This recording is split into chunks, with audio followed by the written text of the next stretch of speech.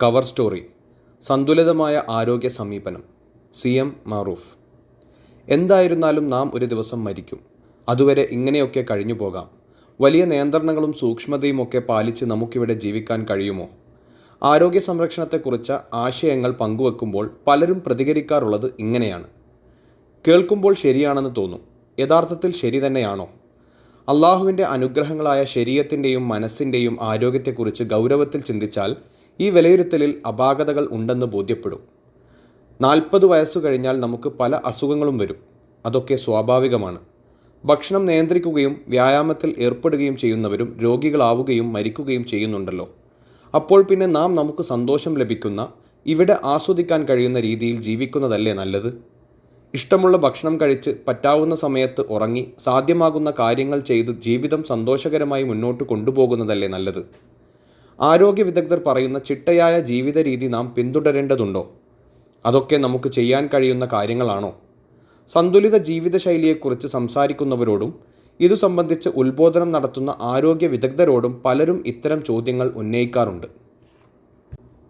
ഇവിടെ ഒരു ചോദ്യം നാം തിരിച്ച് നമ്മോട് തന്നെ ചോദിക്കണം. യഥാർത്ഥത്തിൽ നമ്മുടെ ഇച്ഛയ്ക്ക് ഇഷ്ടമുള്ളതെല്ലാം ചെയ്തുകൊണ്ട് നമ്മുടെ ശരീരം മോഹിക്കുന്നതെല്ലാം നൽകിക്കൊണ്ട് മുന്നോട്ട് പോകേണ്ടവരാണോ നാം? അതല്ല, ക്രമവും ചിട്ടയും നിയന്ത്രണങ്ങളും വഴി ആത്മീയവും ശാരീരികവും മാനസികവുമായ ആരോഗ്യവും ഔന്നത്യവും വിജയവും കൈവരിക്കലാണോ നമ്മുടെ ആദർശപരമായ ബാധ്യത? സത്യവിശ്വാസികൾ ദിനംപ്രതി 5 നേരം പ്രാർത്ഥിക്കുമ്പോൾ എൻ്റെ ജീവിതവും എൻ്റെ കർമ്മങ്ങളും എൻ്റെ മരണവും അള്ളാഹുവിനാണ് എന്ന് പറയാറുണ്ട്. ഇതൊരു പ്രതിജ്ഞയാണ്. ജീവിതത്തെ അള്ളാഹുവിൻ്റെ നിയമനിർദ്ദേശങ്ങൾക്ക് വിധേയപ്പെടുത്തുമെന്ന ഉറച്ച പ്രഖ്യാപനം. ഇതിനുശേഷം നമ്മുടെ മനസ്സിൻ്റെ മോഹങ്ങൾക്കും ശരീരത്തിൻ്റെ വികാരങ്ങൾക്കും മാത്രം വിധേയപ്പെട്ട് ജീവിതം നയിക്കാൻ നമുക്ക് അവകാശമില്ല.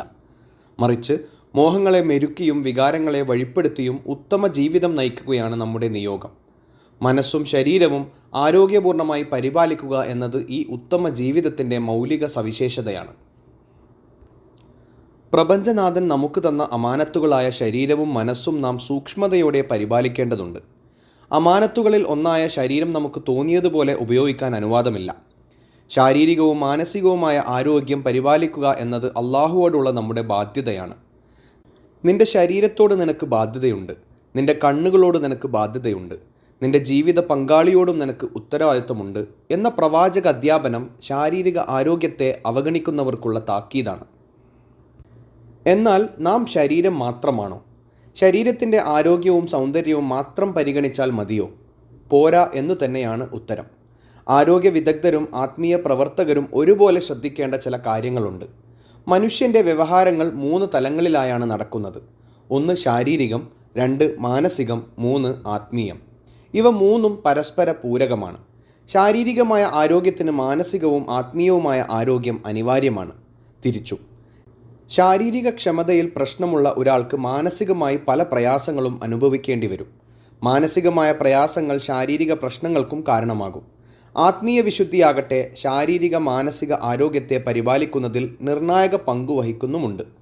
ഇവ 3നെയും കൃത്യതയോടെ പരിപാലിക്കുക എന്നത് ഇസ്ലാമിൻ്റെ സന്തുലിത ജീവിത വീക്ഷണത്തിൻ്റെ മൗലിക മുഖമാണ്. രാത്രി നേരത്തെ ഉറങ്ങണമെന്ന് പഠിപ്പിച്ച ഇസ്ലാം പാതിരാത്രി എഴുന്നേറ്റ് തഹജ്ജുദ് പ്രാർത്ഥന നിർവഹിക്കണമെന്നും നിർദ്ദേശിച്ചു. ശാരീരിക ആരോഗ്യത്തെയും മനസ്സിൻ്റെ നിശ്ചയദാർഢ്യത്തെയും ആത്മീയമായ ഉൾക്കരുത്തിനെയും ഒരേ സമയം പരിപാലിക്കുന്നതിൻ്റെ ഉദാഹരണങ്ങളിൽ ഒന്നാണിത്. പ്രയോഗതലത്തിൽ പക്ഷേ ശാരീരിക ആരോഗ്യത്തെക്കുറിച്ച് ബോധവൽക്കരണം നടത്തുന്ന പലരും മാനസിക ആത്മീയ ആരോഗ്യത്തിൽ പരാജയമായിരിക്കും. ആത്മീയ വിശുദ്ധിയെക്കുറിച്ച് നിരന്തരം ഉത്ബോധിപ്പിക്കുന്ന ചിലരാകട്ടെ ശാരീരിക ആരോഗ്യ പരിപാലനത്തിൽ വീഴ്ച വരുത്തുന്ന അനുഭവങ്ങളുമുണ്ട്. ഇസ്ലാമിക സമൂഹം ഈ പരിമിതികളെ അതിജയിക്കാൻ ആദർശപരമായി ബാധ്യതപ്പെട്ടവരാണ്. മനുഷ്യന് ഒരു ഭൗതിക പദാർത്ഥ തലം, ഫിസിക്കൽ ലെവലുണ്ട്. നമ്മുടെ ശരീരം, അതിൻ്റെ ഊർജ്ജ സ്രോതസ്സുകളിലൊന്നായ ഭക്ഷണം, അതിനെ സംരക്ഷിക്കുകയും അലങ്കരിക്കുകയും ചെയ്യുന്ന വസ്ത്രം, അധിവസിക്കുന്ന പാർപ്പിടം തുടങ്ങിയവ പ്രധാനമായും ഈ ഭൗതിക പദാർത്ഥ തലവുമായി ബന്ധപ്പെട്ടവയാണ്. നമ്മുടെ ശരീരം അള്ളാഹുവിൻ്റേതാണ്. അവൻ്റെ ഏറ്റവും മികച്ച സൃഷ്ടികളിൽ ഒന്നാണ്. തീർച്ചയായും മനുഷ്യനെ നാം ഏറ്റവും നല്ല നിലയിലാണ് സൃഷ്ടിച്ചിരിക്കുന്നത് എന്ന ഖുർആൻ വചനം ശാരീരിക ശക്തിയെയും സവിശേഷതകളെയും ഉൾക്കൊള്ളുന്നതാണ്. അതുകൊണ്ടുതന്നെ നമ്മുടെ ഭൗതിക ശരീരത്തെ ആരോഗ്യപൂർണ്ണമായി സൂക്ഷിക്കേണ്ടത് നമ്മുടെ കടമയാണ്. അള്ളാഹു ശക്തരായ വിശ്വാസികളെയാണ് ഇഷ്ടപ്പെടുന്നത്. ശക്തനായ വിശ്വാസി ദുർബലനായ വിശ്വാസിയേക്കാൾ ഉത്തമനും അള്ളാഹുവിന് പ്രിയപ്പെട്ടവനുമാണ് എന്ന് മുഹമ്മദ് നബി പഠിപ്പിച്ചിട്ടുണ്ട്. എല്ലാ തലങ്ങളിലും ആരോഗ്യമുള്ളവരെയാണ് ശക്തനായ വിശ്വാസി എന്നതുകൊണ്ട് അർത്ഥമാക്കുന്നത്. ശരീരത്തോടുള്ള ബാധ്യതകൾ പൂർത്തീകരിച്ചുകൊണ്ട് മാത്രമേ ശാരീരിക ക്ഷമതയുള്ള വ്യക്തികളാകാൻ സാധിക്കുകയുള്ളൂ.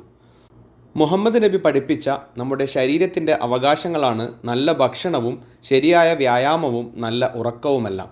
ഇവ ശരിയായ അളവിലും സമയത്തും ശരീരത്തിന് നൽകി ജീവിക്കുന്ന കാലമത്രയും ആരോഗ്യത്തോടെ കഴിയണം എന്നാണ് ഇസ്ലാം പഠിപ്പിക്കുന്നത്. ആരോഗ്യത്തോടു കൂടിയ ദീർഘായുസ് എന്നത് പ്രാർത്ഥനകളിൽ ഉൾപ്പെട്ടതാണല്ലോ. രോഗം വന്നാൽ ചികിത്സിക്കണം എന്നതാണ് മുഹമ്മദ് നബിയുടെ മറ്റൊരു അധ്യാപനം. അള്ളാഹുവിൻ്റെ ദാസന്മാരെ നിങ്ങൾ ചികിത്സ നടത്തുക. വാർദ്ധക്യമല്ലാത്ത എല്ലാ രോഗങ്ങൾക്കും അള്ളാഹു മരുന്നും ശമനവും ഇറക്കിയിട്ടുണ്ട്. എന്തായിരുന്നാലും ഒരു നാൾ മരിക്കും, അതുവരെ എങ്ങനെയൊക്കെയോ ജീവിച്ചു പോയാൽ മതി എന്നാണെങ്കിൽ ചികിത്സയെയും ആരോഗ്യത്തെയും കുറിച്ചൊന്നും പ്രവാചകൻ ഇത്ര ഗൗരവത്തിൽ പഠിപ്പിക്കേണ്ടിയിരുന്നില്ലല്ലോ. ഇന്ന് ശാസ്ത്രം പറയുന്നത് മനുഷ്യന് 150 വർഷത്തിലധികം ആരോഗ്യത്തോടെ ജീവിക്കാൻ കഴിയും എന്നാണ്. യുണൈറ്റഡ് നേഷൻസിൻ്റെ 2024 ജനസംഖ്യാ കണക്ക് പ്രകാരം ലോകത്ത് ഇന്ന് 7,22,000 പേർ 100 വയസ്സിന് മുകളിൽ പ്രായമുള്ളവരാണ്. 100 വയസ്സിന് മുകളിൽ ജീവിക്കുന്നവരുടെ എണ്ണത്തിൽ ഒന്നാം സ്ഥാനത്ത് ജപ്പാനാണ്, 1,46,000. തുടർന്ന് ചൈന 60,000, ഇന്ത്യ 48,000, തായ്ലാൻഡ് 38,000 എന്നീ രാജ്യങ്ങൾ വരുന്നു. നമ്മുടെ ശ്രദ്ധയിൽ വരേണ്ട ഒരു വാർത്ത റിട്ടയർഡ് നേവി ഉദ്യോഗസ്ഥൻ ജോസഫ് ഡിറ്റൂറിയെക്കുറിച്ചുള്ളതാണ്.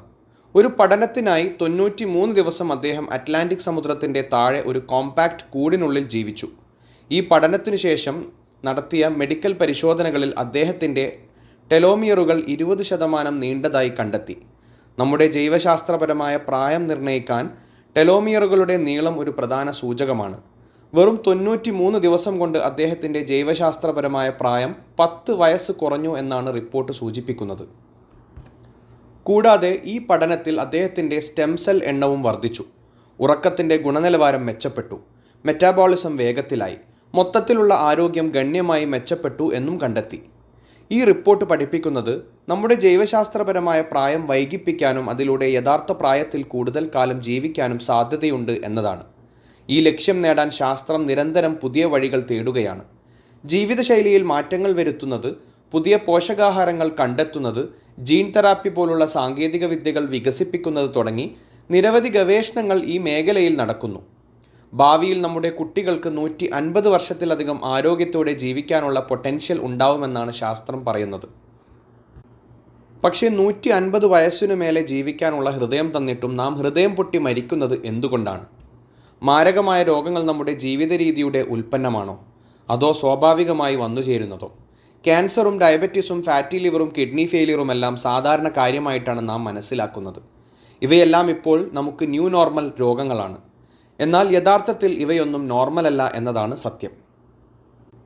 നാം നമ്മുടെ ജീനുകളുടെയോ ചുറ്റുപാടിൻ്റെയോ അസുഖങ്ങളുടെയോ ഇരകളല്ല എന്നതാണ് യാഥാർത്ഥ്യം.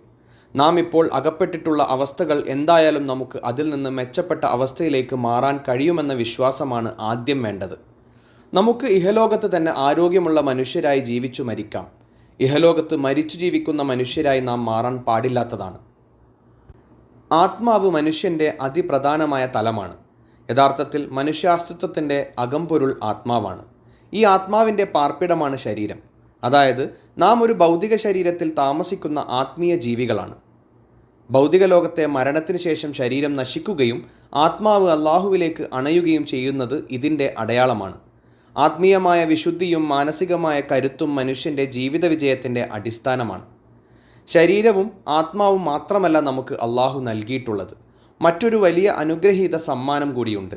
അതാണ് ബുദ്ധി, ബോധം, ഇൻ്റലക്റ്റ് എന്നൊക്കെ വിളിക്കപ്പെടുന്നത്.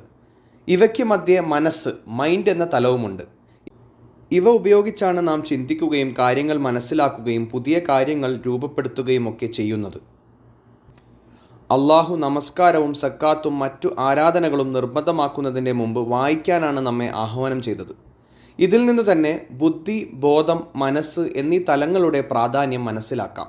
എന്നാൽ ബുദ്ധി, അറിവ് എന്നിവയിൽ മുന്നിലായ വായിച്ചും പഠിച്ചും വലിയ സർട്ടിഫിക്കറ്റുകളും ജോലിയും നേടിയ പലരും മൂല്യബോധത്തിലും ആത്മീയ വിശുദ്ധിയിലും പരാജയപ്പെടുന്നതും കാണാം. ഉന്നത ഉദ്യോഗസ്ഥരുടെ അഴിമതികളും വൈദ്യശാസ്ത്രത്തിൽ നിപുണരായ ഡോക്ടർമാരുടെ കൊള്ളയും മനുഷ്യത്വരഹിതമായ പ്രവർത്തനങ്ങളും ഉദാഹരണങ്ങളാണ്. ബുദ്ധിയും വിദ്യാഭ്യാസവുമുള്ള മക്കൾ തങ്ങളുടെ രക്ഷിതാക്കളെ വൃദ്ധസദനങ്ങളിലേക്ക് അയക്കുന്നതാണ് മറ്റൊരു സാക്ഷ്യം. എന്താണ് ഇതിന് കാരണം? പൊതുവിൽ ആരോഗ്യത്തെക്കുറിച്ച് ചിന്തിക്കുമ്പോൾ ശരീരത്തെക്കുറിച്ചാണ് ചർച്ച ചെയ്യാറുള്ളത്. പലരും ശരീരത്തിന് വേണ്ടിയാണ് ജീവിക്കുന്നത്. ബോഡി ബിൽഡിങ്ങിലും കായികക്ഷമത വർദ്ധിപ്പിക്കുന്നതിലും മുഴു ശ്രദ്ധ പതിപ്പിക്കുന്നു. എന്നാൽ ബോഡി ബിൽഡിങ്ങിലൂടെ മസിൽ വീർപ്പിച്ചവരിൽ എത്ര പേർക്ക് ആരോഗ്യമുണ്ട്? ചിലർക്ക് ആരോഗ്യമുണ്ട്, പക്ഷേ അവർക്ക് വിവേകവും ബോധവുമുണ്ടോ? ഇത്തരക്കാരിൽ ചിലർ പെരുമാറ്റ മര്യാദകളിലും ധാർമ്മിക മൂല്യങ്ങളിലും ഏറെ പിറകിലായിരിക്കും. കായികക്ഷമതയിൽ വിജയിച്ച പലരും ആത്മീയ കരുത്ത് നേടുന്നതിൽ പരാജയപ്പെടുന്നു. കാരണം അവർ മനസ്സിനെയും ആത്മാവിനെയും അവഗണിക്കുകയാണ്. ഈയിടെ ഒരു ഫിറ്റ്നസ് ട്രെയിനർ തൻ്റെ വിദ്യാർത്ഥിനിയെ പീഡിപ്പിക്കുകയും അവൾ ആത്മഹത്യ ചെയ്യുകയും ആ കായിക പരിശീലകൻ അറസ്റ്റിലാവുകയും ചെയ്ത വാർത്ത വന്നിരുന്നു. ശരീരം, മനസ്സ്, ആത്മാവ് എന്നിവയുടെ ആരോഗ്യവും വിശുദ്ധിയും പരസ്പരം ഇഴചേർത്ത് പരിപാലിക്കുന്നതിലെ പരാജയമാണ് ഇതിൻ്റെ കാരണം. നമ്മുടെ മനസ്സും ശരീരവും വേറിട്ട ഘടകങ്ങളല്ല, മറിച്ച് പരസ്പരം ബന്ധപ്പെട്ടും സ്വാധീനിക്കപ്പെട്ടും നിലനിൽക്കുന്നവയാണ്. ആത്മീയ കരുത്ത് കൈവരിക്കുന്നതിൽ ശാരീരികവും മാനസികവുമായ ആരോഗ്യത്തിന് പങ്കുണ്ട്. തിരിച്ചു ഉദാഹരണമായി, സമയനിഷ്ഠ പാലിച്ച് നന്നായി ഉറങ്ങേണ്ടത് ശാരീരിക ആരോഗ്യത്തിന് ഏറ്റവും അനിവാര്യമാണ്. ഇങ്ങനെ ഉറങ്ങിയാൽ മാത്രമേ പാതിരാത്രിയിലെയും തഹജുദ്, പ്രഭാതത്തിലെയും സുബ്ഹ് നമസ്കാരങ്ങൾക്ക് ഉന്മേഷത്തോടെ ഉണരാനാകൂ. അപ്പോൾ ശാരീരിക ആരോഗ്യവും ആത്മീയ കരുത്തും പരസ്പരം ശക്തിപ്പെടുത്തുന്നു. മാനസിക ആരോഗ്യം ശാരീരിക ആരോഗ്യത്തെ സാരമായി സ്വാധീനിക്കുന്നു. മാനസിക പ്രശ്നങ്ങൾ നേരിടുന്നയാൾക്ക് ശാരീരിക പ്രശ്നങ്ങൾ ഉണ്ടാകാം. ആരാധനകളിലും മറ്റും ശ്രദ്ധയും നഷ്ടപ്പെടാം. ഭക്ഷണക്രമവും ശാരീരിക അവസ്ഥകളും മനുഷ്യൻ്റെ മാനസിക ആരോഗ്യത്തെ അനുകൂലമായോ പ്രതികൂലമായോ ബാധിക്കാം. മാനസിക പ്രശ്നങ്ങൾ ശാരീരിക ആരോഗ്യത്തെ ബാധിക്കുന്നത് എങ്ങനെ? രോഗപ്രതിരോധ ശേഷി കുറയ്ക്കുന്നു. ദീർഘകാലത്തെ മാനസിക സമ്മർദ്ദം, ഉത്കണ്ഠ, വിഷാദം എന്നിവ ശരീരത്തിൻ്റെ രോഗപ്രതിരോധ ശേഷി കുറയ്ക്കും. ഇത് അണുബാധകൾക്കും മറ്റു രോഗങ്ങൾക്കും സാധ്യത വർദ്ധിപ്പിക്കുന്നു. ഹൃദ്രോഗ സാധ്യത വർദ്ധിപ്പിക്കുന്നു. മാനസിക സമ്മർദ്ദം ഹൃദയമിടിപ്പ്, രക്തസമ്മർദ്ദം എന്നിവ വർദ്ധിപ്പിക്കുകയും രക്തക്കുഴലുകൾക്ക് കേടുപാടുകൾ വരുത്തി ഹൃദ്രോഗ സാധ്യത കൂട്ടുകയും ചെയ്യുന്നു. ദഹന പ്രശ്നങ്ങൾക്ക് കാരണമാകുന്നു. മാനസിക സമ്മർദ്ദം ദഹനപ്രക്രിയയെ തടസ്സപ്പെടുത്തി വയറിളക്കം, മലബന്ധം, അൾസർ തുടങ്ങിയ ദഹന പ്രശ്നങ്ങൾക്ക് കാരണമാകും. ഉറക്കത്തെ ബാധിക്കുന്നു. ഉത്കണ്ഠയും വിഷാദവും ഉറക്കമില്ലായ്മയ്ക്ക് കാരണമാകും. ഉറക്കക്കുറവ് ശരീരത്തിൻ്റെ മൊത്തത്തിലുള്ള പ്രവർത്തനത്തെ തടസ്സപ്പെടുത്തുകയും വിവിധ ആരോഗ്യ പ്രശ്നങ്ങൾക്ക് കാരണമാവുകയും ചെയ്യും. ശാരീരിക പ്രശ്നങ്ങൾ മാനസികാരോഗ്യത്തെ ബാധിക്കുന്നത് എങ്ങനെ? വിഷാദത്തിന് കാരണമാകുന്നു. വിട്ടുമാറാത്ത അസുഖങ്ങൾ, വേദന, വൈകല്യങ്ങൾ എന്നിവ വിഷാദം, ഉത്കണ്ഠ, നിരാശ തുടങ്ങിയ മാനസിക പ്രശ്നങ്ങൾക്ക് കാരണമാകും. ആത്മവിശ്വാസം കുറയ്ക്കുന്നു. ശാരീരിക അസ്വസ്ഥതകൾ ആത്മവിശ്വാസം കുറയ്ക്കുകയും സാമൂഹിക ഇടപെടലുകളിൽ നിന്ന് പിന്തിരിപ്പിക്കുകയും ചെയ്യും. സമ്മർദ്ദം വർദ്ധിപ്പിക്കുന്നു. ശാരീരിക അസുഖങ്ങളുടെ ചികിത്സയുമായി ബന്ധപ്പെട്ട സാമ്പത്തിക ബുദ്ധിമുട്ടുകൾ, ജോലി നഷ്ടപ്പെടൽ എന്നിവ മാനസിക സമ്മർദ്ദത്തിന് കാരണമാകും. വ്യക്തിഗത ആത്മീയതയിലും സാമൂഹിക ആക്ടിവിസത്തിലും വ്യാപൃതരായ പലരുമുണ്ട്. അവർക്ക് ശരീരമോ മനസ്സോ വലിയ പരിഗണനാ വിഷയമാകാറില്ല. ശാരീരിക ആരോഗ്യം ശ്രദ്ധിക്കാതെ മുന്നോട്ടു പോകാം എന്നാണ് അവരുടെ ധാരണ. ഇസ്ലാമിക പ്രബോധന രംഗത്ത് പ്രവർത്തിക്കുന്നവരെ പരിശോധിക്കുക. അമിതവണ്ണം, ഡയബറ്റിസ്, ഫാറ്റി ലിവർ തുടങ്ങിയ അസുഖങ്ങൾ കൊണ്ട് കഷ്ടപ്പെടുന്നവരാണ് പലരും. കാരണം ശരീരത്തിൻ്റെ അവകാശങ്ങളെ പലപ്പോഴും അവർ അവഗണിക്കുന്നുണ്ട്. അവർ നിയമപരമായി ഹലാലായ ഭക്ഷണം കഴിക്കുന്നുണ്ടാവാം, കുറേ സമയം ഉറങ്ങുന്നുമുണ്ടാവാം. പക്ഷേ ഇസ്ലാമിക വിഷയങ്ങളിൽ അറിവുള്ളവർ പോലും ഹലാലായ ഭക്ഷണത്തിനപ്പുറം ഹലാലൻ ത്വയ്യിബ് ആയ ഭക്ഷണം കഴിക്കാൻ കണിശത പുലർത്താറുണ്ടോ? ആരോഗ്യത്തിന് അനുഗുണമായ വിധം ശരിയായ സമയത്ത് ഉറങ്ങുകയും ഉണരുകയും ചെയ്യാൻ ശ്രദ്ധിക്കാറുണ്ടോ? മുസ്ലിം ഉമ്മത്തിൻ്റെ ജീവിതശീലങ്ങൾ പൊതുവിലും ഇസ്ലാമിക പ്രബോധകരുടേത് പ്രത്യേകിച്ചും ശാരീരിക, മാനസിക, ആത്മീയ ആരോഗ്യത്തെ സന്തുലിതമായി സമന്വയിപ്പിച്ചിട്ടുള്ളതാണോ? ഒരു ആത്മപരിശോധന ആവശ്യമാണ്. ഇന്ന് ലോകത്ത് വികസിച്ചു വരുന്ന സമഗ്രമായ ആരോഗ്യ പരിരക്ഷ, ഹോളിസ്റ്റിക് ഹെൽത്ത്, ഈ 3 തലങ്ങളെയും ഒരുമിപ്പിക്കുന്ന സമീപനമാണ്. രോഗലക്ഷണങ്ങളെ ചികിത്സിച്ചാൽ പോരാ, മനുഷ്യൻ്റെ ശാരീരികവും മാനസികവും സാമൂഹികവുമായ ഘടകങ്ങളെ പരിഗണിക്കണമെന്ന ചിന്താഗതിയാണ് സമഗ്രമായ ആരോഗ്യ പരിരക്ഷ. യഥാർത്ഥത്തിൽ ഇത് ഇസ്ലാമിക വീക്ഷണമാണ്. ജീവിത വ്യവസ്ഥ സമഗ്രമാണ് എന്നതിനർത്ഥം ഇസ്ലാമിൻ്റെ ആരോഗ്യ പരിരക്ഷാ നിലപാടും സമഗ്രമാണ് എന്നാകുന്നു. അതുകൊണ്ട് ആരോഗ്യ പരിരക്ഷയെ ഹോളിസ്റ്റിക് തലത്തിൽ സമീപിച്ചാൽ മാത്രമേ നമുക്ക് സന്തുലിതമായ ആരോഗ്യസ്ഥിതി കൈവരിക്കാൻ കഴിയൂ.